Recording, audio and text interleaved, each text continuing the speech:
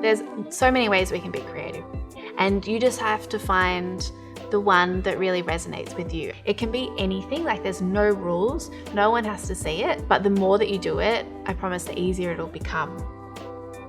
Hi, I'm Kate. I'm a letterer and illustrator based in Melbourne. Today we're going to be creating the recipe of you. There's going to be a little bit of colouring in, a little bit of drawing, and also a little bit of brainstorming. We're going to be using a few different products from the BIC Intensity range.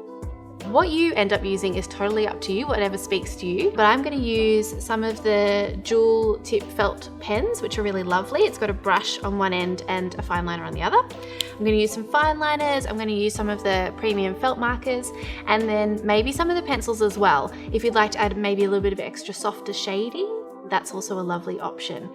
The first step in our recipe is just going to be a really simple, nice, easy brainstorm. Think about, how others would describe you, whether it's thoughtful or kind or creative. Don't be afraid to write those things down.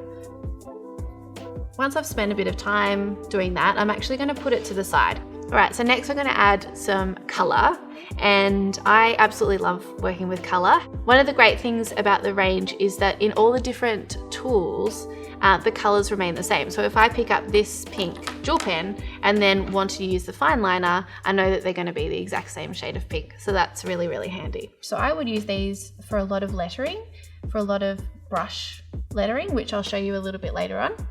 I have had to learn to be mindful.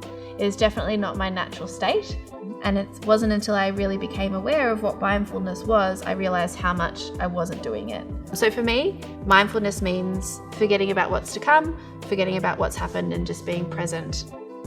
So one thing that helps when working with color is just thinking about where it's going to sit on the page. So I've colored the box up here yellow, and then I think, okay, maybe I'm going to put some yellow in this opposite corner to balance that out. Another thing that's great with markers like this is that you can potentially layer the color on top as well.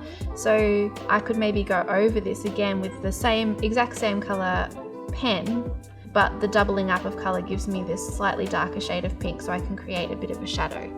I'm going to begin with a handful of creativity. So I'm just going to really gently, in light grey lead, map out where my letters are going to go. So for this one, I'm going to change to a premium colouring felt pen. This nib is a little bit harder. So where the brush nib has a lot of flexibility, this one is a lot tougher. So I know exactly what I'm going to get. So I'm going to use this one instead. And I'm just going to start creating my letters. What I know is that if I'm feeling particularly overwhelmed, particularly anxious or nervous, and I'm not able to stop and be in the moment and really center on what I'm doing, that I find it very hard to be creative. So we've got everything except for our last ingredient. I'm going to go with pink again because we've got pink at the top of the page. So I think this would be a nice way to balance it out, having it down here. And I'm going to do oversized earrings is my last ingredient because my collection is growing and I absolutely love them. Now, the thing that we've got left, the most important thing is your name. Think about who you are as a person or how you like to be seen.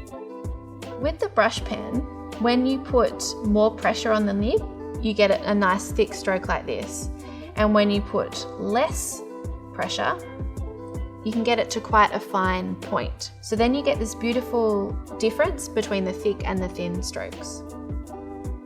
So there we go. We've got my finished recipe of Kate, and I can't wait to see what you come up with. I have had so much fun working on this recipe with you today. If you head to the Smiling Mind website, that's where you'll find this worksheet so you can download it and work on your own recipe at home.